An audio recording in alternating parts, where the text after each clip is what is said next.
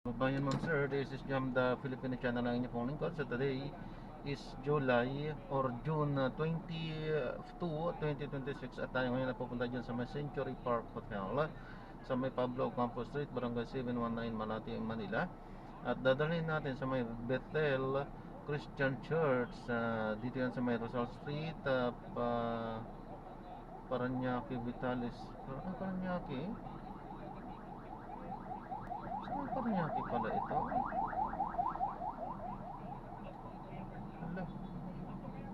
So magbabalik po tayo mamaya unti po pag nakuha na po natin sila. Disclaimer lamang po ang content po natin ay kalsada at hindi ang passenger. Kaya naman sakali man po na may marinig kayo mga pangalan ng lugar, pangalan ng tao, pangalan ng organization sa government of private man yan, ay wala akong kinalaman ng channel dito at wala akong pinapatungkulan. Lahat po ng pinag-uusapan dito ay pawang dito lamang po yan sa loob at wala pong pinapatungkulan sa labas.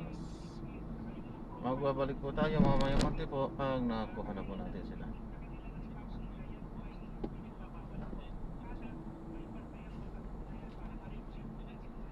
Nagbabawal pero hindi pa naman bawal.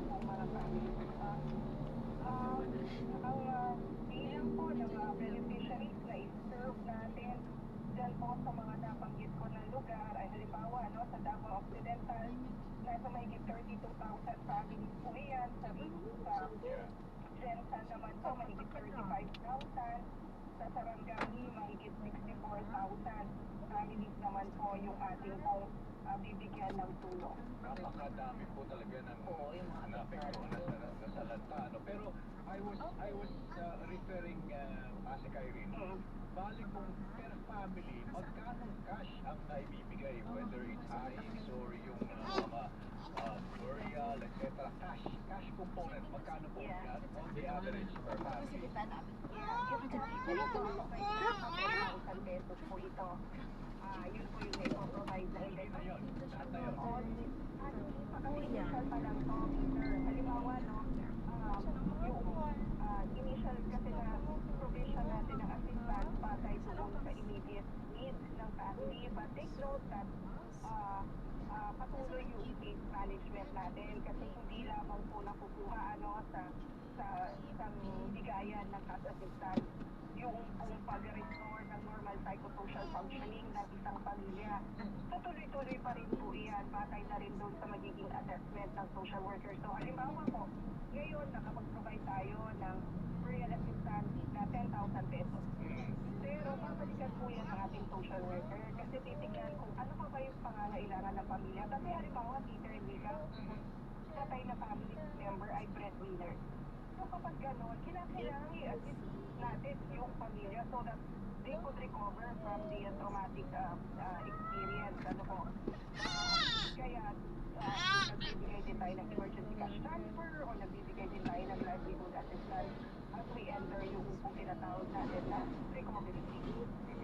Ma'am, ito po ay sa mga nangyari pa lamang po na listod, no?